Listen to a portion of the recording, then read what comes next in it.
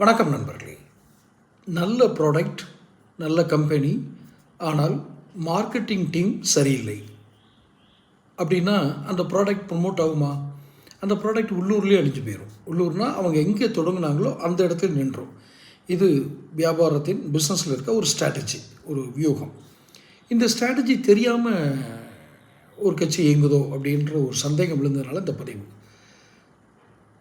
இது வரைக்கும் channel subscribe பண்ணாதவங்க சப்ஸ்கிரைப் பண்ணிக்கோங்க, நோட்டிஃபிகேஷன் பில் பதிவு பண்ணிக்கோங்க.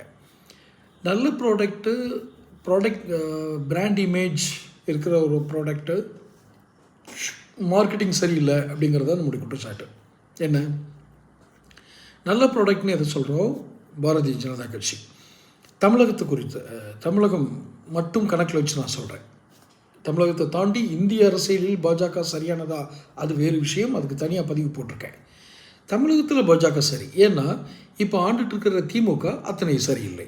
அவர்கள் போகிற போக்கு, அரசியல் செய்யும் விதம், சாமானியர்களை அணுகும் முறை, அவர்களுடைய அரசியல் திட்டங்கள், இந்த அரசை நடத்துகின்ற முதல்வரின் குடும்பத்தின் தலையீடு, அந்த குடும்ப தலையீடால் ஏற்படும் பொருளாதார இழப்புகள் என்று பல விஷயங்களை அவங்க தவறான முடிவுகளை எடுத்து போயிட்டாங்க. அது எப்போதுமே அது வேறு விஷயம்.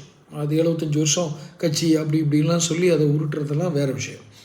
அப்படி ஒரு கட்சியை, ஆட்சியில் இருக்கும் கட்சியை அகற்றுறதுக்கு சரியான ஒரு கூட்டணி அமைக்கணும், சரியான தேர்தல் வியூகம் பண்ணணும், எஃபெக்டிவ், சரியானங்கிறத விட ரொம்ப திறமையான வியூகம் அமைக்கணும்னு ஒரு கட்சி வருது.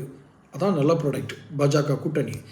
ஆனால் தவறான ஒரு ஸ்ட்ராட்டஜியை உள்ளே வச்சுருக்காங்க. என்ன, ஒரே நேரத்தில் 2 தலைமைகளை இங்கே அனுமதித்தது இல்லையே. ஒரு தலைவர் தானே இருக்கார், நயினார் நாகேந்திரன் அப்படின்னு நீங்கள் சொன்னீங்கன்னா நடைமுறையில் அப்படி இல்லை. அண்ணாமலைங்கிற அடங்காத தலைவர், எதுக்குமே அடங்காத ஒரு தலைவர், தன் இஷ்டத்துக்கு எல்லாம் செய்வார். அவரை பற்றி வருகிற செய்திகளை குறித்து நான் அதுன்னு சொல்லலை, ஏன்னா அதுக்கு நம்மகிட்ட ஆதாரம் இல்லை. ஆனால் செய்திகள் வந்து கொண்டு தான் இருக்கிறது. அவர் பணம் சம்பாதித்திருக்கிறார். அரசியலில் கோயம்புத்தூரில் ஒரு பெரிய ரியல் எஸ்டேட் நிறுவனத்தை அவர் தான் நடத்தியிருக்கார். இப்படியெல்லாம் குற்றச்சாட்டு வருது. அவர் அதை மதித்திருக்கார். ஆமான்னு சொல்கிறார், இல்லைன்னு சொல்கிறார். ஈயம் பூசின மாதிரி இருக்கணும், பூசாத மாதிரி இருக்கணும் அப்படிங்கிற அந்த நகைச்சுவை காட்சி மாதிரி தான் அவர் பேசியிருக்கார். ஸோ இது எதில் வியாபாரத்தில் எப்படின்னா, ஒரு கம்பெனி தன் ப்ராடக்டை ஒரு நகரத்துக்கு, ஃபார் எக்ஸாம்பிள் சென்னைக்கு விநியோகம் பண்ணுறதுக்கு ஒரு டிஸ்ட்ரிபியூட்டர் கொடுக்குறாங்கன்னா அதே ஊரில் இன்னொரு டிஸ்ட்ரிபியூட்டர் போடுறது. அப்போ என்ன ஆகுன்னா ப்ராடக்ட் கெட்டு போயிடும். ஒரே ஆள் 2 இடத்துல ஒரே பொருளை 2 பேர் விநியோகம் செய்யும்போது ஏற்படுற ஒரு சாதாரண ஒரு நிகழ்வு தான் இப்போ பாஜக நடந்திருக்கிறது. தொடர்ந்து பேசுவோம். சேனலை சப்ஸ்கிரைப் பண்ணிக்கோங்க.